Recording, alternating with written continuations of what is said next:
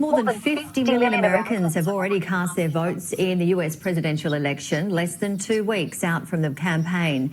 The spike in votes could lead to the highest voter turnout in more than a century. In Texas, the level of voting has already passed 70% of the total turnout in 2016.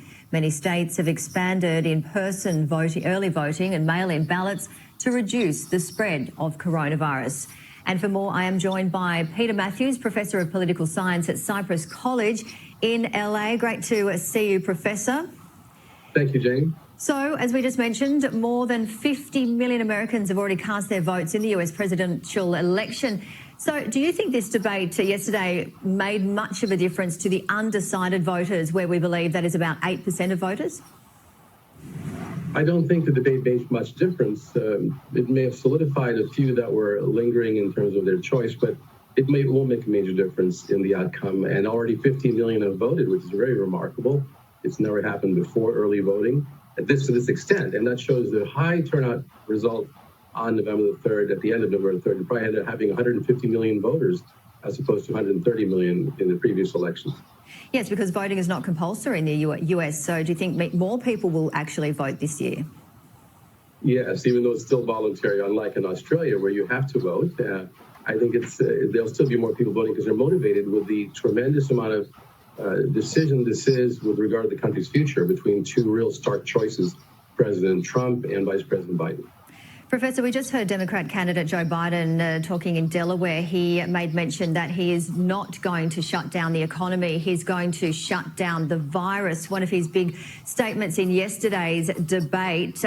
What was your take on the debate? I think it was much better than the first debate, as most people would agree, because it was much calmer, more willing. Each side had to let the other ones talk because of the threat of the microphone being shut off. Much more civil.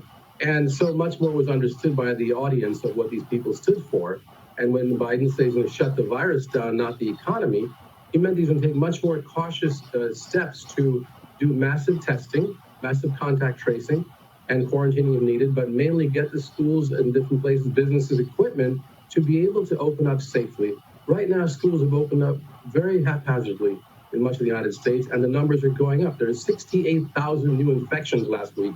Jamie, 68,000 new infections. It's a record for in the last 3 months. And this is very dangerous. Biden is saying, no, it's time to do it the right way, not in a haphazard, random way. Well, I was just reading this morning, Professor, a new study suggesting that 500,000 people in the US could actually die from coronavirus by the end of February. However, around 130,000 of those lives could be saved if everyone wore masks. So, looking forward in terms of this, I mean, many health professionals have been saying for a long time the importance of wearing masks. Absolutely. That's the one single most important thing people can do. And look at countries like Australia and Germany and South Korea who get a handle on this right away whenever an eruption occurs. Or early on, South Korea got a handle because everyone wore a mask. They had massive contact tracing and testing. And if the United States had the same rate of infection as South Korea, the same rate of deaths, only 2,000 Americans would have died by now, not 200,000. That's 100 times more have died than should have. The South Korean rate, because they addressed it the right way. In Melbourne, you guys got on it right away. Look at this. As you brought the rates way down. The United States has to learn, and we need leadership. The United States needs leadership that will actually point this out to the masses of American people and educate them on this. That's the key. Getting back to the debate, were you happy with everything that they covered? What was missing, do you think? I'd like to see more discussion on the economy because that's the other major issue. The coronavirus has affected the economy, but also economic policy. And Biden did bring that in, saying he would like to do some massive spending on the economy and to keep businesses in place. President Trump said that he was happy with his tax cuts, that it actually generated more growth and more jobs until the virus hit. That was his spin on it. And there are two different philosophies of economics here. One is demand side economics, and one is supply side. With the Biden and Democratic side saying we need more demand in the economy, so more spending, even deficit spending is needed to put people back to work or keep them at home safely to be able to pay their rents. So other people, so landlords can be able to make a living as well. And there's so much going on here with small business being intact. You got to keep them intact by making sure their workers are paid, and the small businessmen can keep the profits that they would have normally made by a government paycheck if they need to. That's common sense. It wasn't implemented properly under President Trump early on. Other countries did it. And that's very important. We go back to that kind of demand-side economics, not just saying cutting taxes and deregulating will grow the economy by itself, especially not during the COVID pandemic. So there would have been much better if we had more debate on the economic issue and the different policies and philosophies of the two sides. That would have been much better, I think. Yeah, we certainly were hearing this back in Australia as well. Well, we know the history of polls. They can be inaccurate. So what are your thoughts on the current polling situation? That is true. As you saw in 2016, the predictions made pollsters were that Hillary Clinton will be our next president. They didn't see the micro swing of 10,000 voters in Michigan that gave the entire electoral votes of Michigan to President Trump, or candidate Trump at that time. They didn't see it. The pollsters were not taking accurate polling at the state level. The national poll means virtually nothing.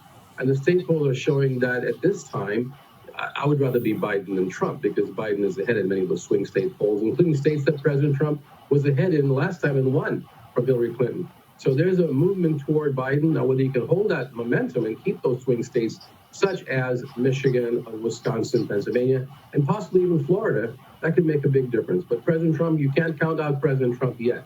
He could pull off a last-minute miracle for his side, basically saying that, if we get the few swing vote states that we had before, the battlegrounds, then they can win possibly the electoral votes still. Okay, and just quickly, what will you be looking out for closely over the next week or so prior to the election? I would be looking out to see if there's any change among the swing votes. There's about 7 to 10 states that you got to watch very closely. I'm tracking them very closely because that's part of what I do. And that's what we should do. Focus on those states like Ohio, Arizona, Michigan, Wisconsin, even Minnesota. But as importantly, Florida. Florida is very close right now. It's within 1 point margin either way. So whichever side takes Florida, especially if Biden takes Florida, it's all over for Trump. If Trump has to hold Florida, if he takes it, he's got a chance the other states as well. I'd be watching those swing states closely. All right, November 3, but we probably won't know by November 3, will we, because of all of the mail-in votes? Probably not. There's been a huge number of mail-in votes and drop-off votes which have to be counted, and they're usually counted after the other in-poll votes are counted in many, many states. Some states count them at the same time. We probably won't know November the 3rd, but maybe November 4th, 5th, 6th, or 7th, somewhere in there. Hopefully it won't take too long. Well, certainly not too long to go. Thank you, as always, Peter Mathews, Professor of Political Science at Cypress College in LA. Take care. Thank you, Jane.